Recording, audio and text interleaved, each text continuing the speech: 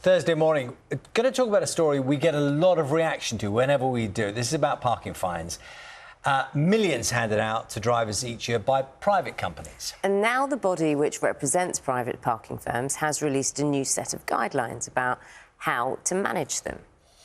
Ben's taking a look at this. You know this full well. As soon as you start talking about this, Ben, yeah, a lot of people get very vexed, don't they? Yeah, lighting the touch paper. Unfortunately, many people watching will know that dread of receiving a parking fine in the post. The question is, how much do we know about the rules that govern the companies that hand them out? That's what I'm looking at this morning. Good morning to you. The British Parking Association and the International Parking Community, the trade bodies that represent private parking companies, have published a new code of practice for their members. They say this will provide more consistent rules. One of the key elements is the introduction of a 10-minute grace period. So every vehicle in a private car park will be given 10 minutes after the ticket's expired before a fine's issued. Another requirement would be to ensure that rules about parking on private land are clearly marked with signs. This new code also keeps an existing cap on parking fines at a maximum of £100, which is reduced to £60 if paid within 14 days.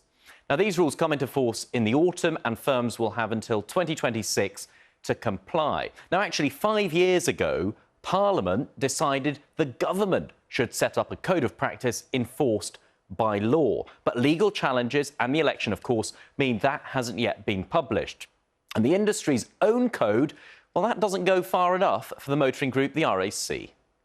So this code is very much something of a misdirection and smacks of marking their own homework. Now, don't get me wrong, there are some good things in it, a 10-minute grace period, some rules for operators, etc. But it is nowhere near what the real official government code will actually, what it will actually do for drivers. Well, joining us now is Sarah Roberts from the British Parking Association. Sarah, we have had pages and pages of emails and WhatsApps from people. So let's see if we can figure out how the guidelines might help them. One example that we've had is about an honest mistake. Someone said that they paid £1 to park in Bradford town centre, put the registration number into the machine, one digit was wrong. They're now ending up having to pay £200 despite evidence that they paid and it was all in good faith. Will the rules help this person?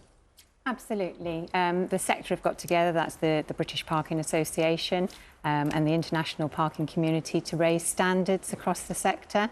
And the new code that goes live is available now to the public and will be implemented from the 1st of October.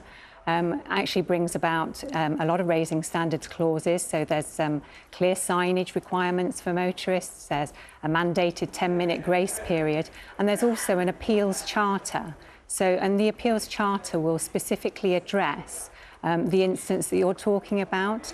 You know, there is processing that's done by parking operators when they're looking at the technology and people inputting their vehicle registration. And it's expected that a single digit like that should be picked up at the processing stage and the charge would never be issued.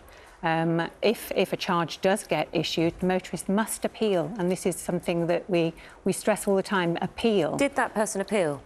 They appealed and they said that they still have to pay this £200. So, I mean, what that says to me is you said they've come together to raise standards. They knew that they know that standards have not been good enough, and they've got away with it up till now. In 2020, we introduced keying error clauses within our code of practice. So if that had been identified and the operator hadn't dealt with that appropriately, then that appeal should have been successfully... Can I just check then, Sarah? So, in that instance, and sometimes it is useful to focus on one thing, you said it's expected that if there was a single digit... They must. Oh, that's a different phraseology. Absolutely. So I would expect them to do that, and if they didn't, they weren't complying with the code. In the future, if that had happened, someone had written in and they carried on getting the fine, what would actually happen? Because people get scared, you know, but they might get fines, they might get letters. What would actually happen in practice? The motorist must appeal.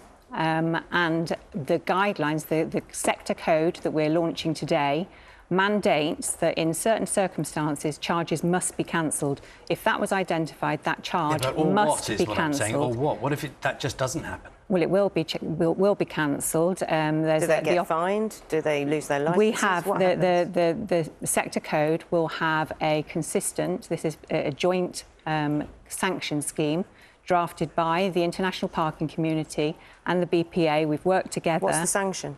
There are various sanctions, so you would look at what's actually happened. We've got it, it's all documented within the code of practice. But it's very much like, you know, your driving licence, there's a point system. You commit a contravention and you're issued with 3 points. So they could lose their licence? Right, okay. We would have a sanction scheme. We've had so many specific instances, but there's one that I want to pick out that would apply to so many people. This is from Andrew Williams, who says that his point is that sometimes the amounts exceed this £100 cap, that it's 170 in many car parks, and it's to do with the evidence and the proof. He said fines are given out without any evidence or proof. Is it on the parking operator to provide evidence you've broken the rules, rather than you as a driver having to prove that you didn't break the rules? In the sector code, we're specifying in certain circumstances the type of evidence that motorists can provide. So we would ask motorists to provide evidence. But should it be on the motorist to provide the evidence of their innocence? Shouldn't it be on the car park operator to provide evidence? In some instances, it's not possible to know what's actually happened. Private parking operators are trying to protect spaces like blue badge bays. And if a blue badge is not displayed in that bay, then that's potentially blocking somebody who's vulnerable in society and needing access to that space. But should they provide evidence of the photo of the car without the badge? They should, absolutely. They must provide the evidence of the badge. The operator must capture the evidence that a contravention has occurred. And then the appeals charter will allow for a blue badge, owner, somebody who's got a blue badge, if they actually forgot to display it on that day, that they can provide that after the event and have their appeal dealt with according to the sector code. So it's great news. This is really a good news story for motorists. There's going to be clear signage, a mandated 10-minute grace period, an appeals charter. It's really good news. We're out of time. We could talk about this for much longer, but thank you very much for coming in. Sarah Roberts from the British Parking Association. Thank you. Thanks, Ben.